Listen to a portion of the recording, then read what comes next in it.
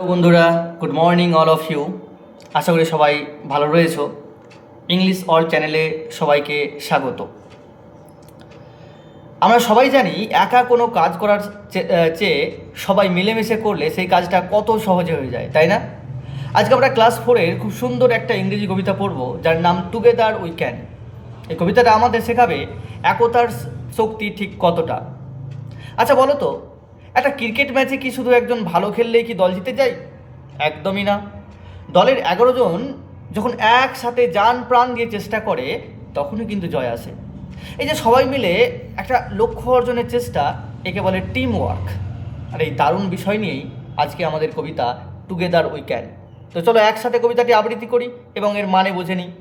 আজকে আমরা এই কবিতাটির পুরো বাংলা এক্সপ্লেনেশন জানবো এবং সাথে জানবো এই কবিতাটির পুরো বাংলা মর্মার্থ, এবং সাথে আরও জানবো মজার মজার প্রাসঙ্গিক কিছু তথ্য। তো চলো আর দেরি না করে কবিতাটি শুরু করা যাক। তো যাদের কাছে টেক্সট বইটা রয়েছে, তোমরা সাথে টেক্সট বইটা নিয়ে নাও। এছাড়াও আমার স্ক্রিনে দেখা যাচ্ছে সেই কবিতাটা, সেখান থেকেও দেখতে পারো। Together we stand strong and tall, helping each other we never fall.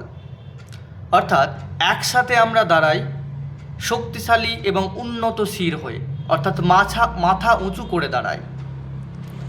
Helping each other we never fall, অর্থাৎ একে অপরকে সাহায্য করলে আমরা কখনোই পড়ে যাই না। অর্থাৎ যখন আমরা একা থাকি তখন আমরা দুর্বল হতে পারি, কিন্তু যখন আমরা দলবদ্ধ হয়ে ঐক্যবদ্ধভাবে দাঁড়াই তখন আমাদের আত্মবিশ্বাস বেড়ে যায় এবং আমাদের অনেক বেশি কিন্তু শক্তিশালী মনে হয়।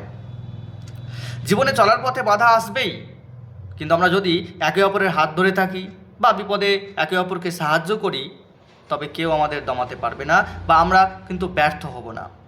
এখানে এই দুটি লাইনের মধ্য দিয়ে এটাই কিন্তু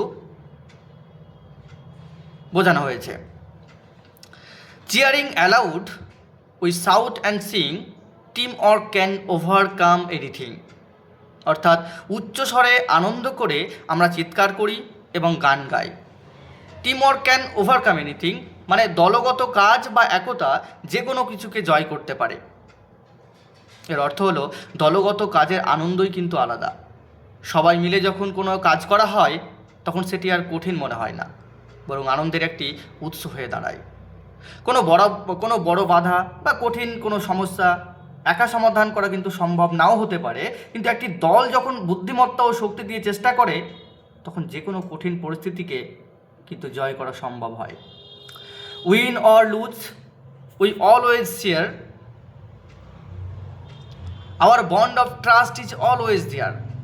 অর্থাৎ জয় হোক বা পরাজয়, আমরা সবসময় তা ভাগ করে নিই। আমাদের বিশ্বাসের বন্ধন সবসময় অটুট থাকে। আসলে দলের আসল যে সার্থকতা কেবল জয়ে নয়, হারলেও দলের সবাই একে অপরের পাশে থাকবে বা পাশে থাকে এবং জয়ের আনন্দ সবাই মিলে উপভোগ করে। এতে হারের কষ্ট যেমন কম হয়, তেমনি জয়ের আনন্দ কিন্তু দ্বিগুণ হয়ে যায়। একটি দলের আসল ভিত্তি হলো একে অপরের প্রতি বিশ্বাস। ফলাফল যাই হোক না কেন, দলের সদস্যদের মধ্যে যদি ভরসা থাকে তবে সেই দল সবসময় কিন্তু টিকে থাকে। With each hand joined the goal is near, team spirit fills the air with cheer. হাতে হাত মেলালে লক্ষ্য বা গন্তব্য কাছে চলে আসে। দলগত সংহতি বা একতার শক্তি বাতাসকে আনন্দে ভরিয়ে দেয়। অর্থাৎ এই দুটি লাইনের মধ্য দিয়ে বোঝানো হয়েছে যে সবাই যখন একসাথে মিলেমিশে একটি নির্দিষ্ট লক্ষ্যের দিকে কাজ করে তখন বড় কাজগুলো দ্রুত শেষ হয় এবং আমাদের গন্তব্য পৌঁছানো কিন্তু অনেক সোজা হয়ে যায়। যখন কোনো দলের মধ্যে একতা থাকে তখন চারপাশের পরিবেশ উৎসাহ এবং উদ্দীপনায় ভরে ওঠে। এই যে ইতিবাচক শক্তি সবাইকে আরও ভালো কাজ করতে অনুপ্রাণিত করে।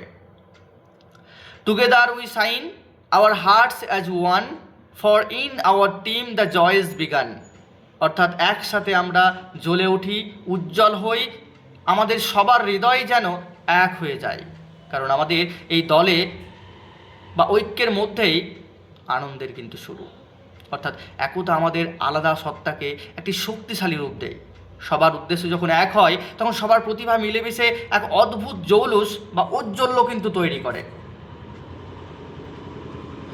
আসল সুখ বা আসল আনন্দ কেবল নিজের অর্জনে নয়, বরং একসাথে মিলেমিশে কিছু করার মধ্যেই কিন্তু নিহিত থাকে। দলের প্রতিটি মুহূর্তই নতুন আনন্দের বার্তা নিয়ে আসে। তো ছোট্ট বন্ধুরা, এই হলো তোমাদের কবিতাটির লাইন বাই লাইন বাংলা অর্থ। এখন আমরা জানবো এই কবিতাটির পুরো বাংলায় মর্মার্থ। না, এই কবিতার মূল উপযোগ্য বিষয় হলো একতা এবং দলগত কাজ। কবি এখানে বুঝিয়েছেন যে একা কোনো কাজ করার চেয়ে দলবদ্ধভাবে কাজ করলে অনেক বড় বাধা অতিক্রম করা সম্ভব হয়। এই কবিতাটি পড়ে আমরা বেশ কিছু প্রধান দিক জানতে পারলাম, যেমন পারস্পরিক সহযোগিতা। একে অপরকে সাহায্য করলে কেউ কখনো পিছিয়ে পড়ে না বা হেরে যায় না। জয় বা পরাজয় যাই আসুক না কেন, দলের সদস্যদের মধ্যে যদি বিশ্বাস এবং ভরসা থাকে তবে সেই বন্ধন কিন্তু অটুট থাকে। লক্ষ্য অর্জন, যেমন লক্ষ্য অর্জন, যখন সবাই মিলে হাতে হাত রেখে কাজ করে তখন কঠিন লক্ষ্যও কিন্তু অর্জন করা সহজ হয়ে যায়। ব্যক্তিগত সাফল্যের চেয়ে দলগত সাফল্যের আনন্দ কিন্তু অনেক বেশি এবং গভীর, এবং এটি সবার হৃদয়কে এক সুতোয় কিন্তু গেঁথে ফেলে। এক কথায় একতাই বল, এই চিরন্তন সত্যটি শিশুদের জন্য এই কবিতায় সহজভাবে তুলে ধরা হয়েছে। এবার ছবিটির দিকে তাকালে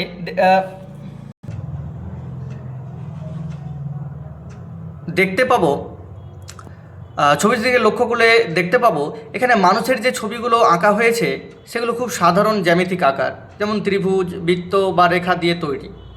এটি ভারতের মহারাষ্ট্রের একটি বিখ্যাত লোকশিল্প, যাকে ওয়ারলি আর্ট বলা হয়। এই শিল্পধারায় সাধারণ মানুষের একতা, নাচ এবং উৎসবের দৃশ্য কিন্তু ফুটিয়ে তোলা হয়, যা এই কবিতার থিমের সাথে একদম মিলে যায়।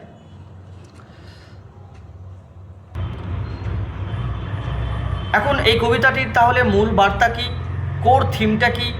না, কবিতাটি মূলত সাইনার্জি বা সম্মিলিত শক্তির ধারণা দেয়।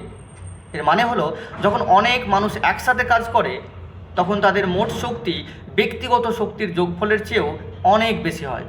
ইংরেজিতে একটি কথা আছে, the whole is greater than the sum of its part.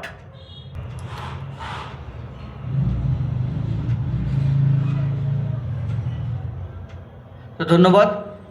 তাহলে এই কবিতাটি আমরা লাইন বাই লাইন এক্সপ্লেনেশন জানলাম, এর মর্মার্থ জানলাম, এবং সাথেই যে ছবিটা দেওয়া রয়েছে তার প্রাসঙ্গিকতা জানলাম, এবং কবিতাটা কী বার্তা দিতে চেয়েছে বা কবিতাটির মূল বার্তা কী বা কোর থিমটা কী সেটাও কিন্তু আমরা জেনে নিলাম।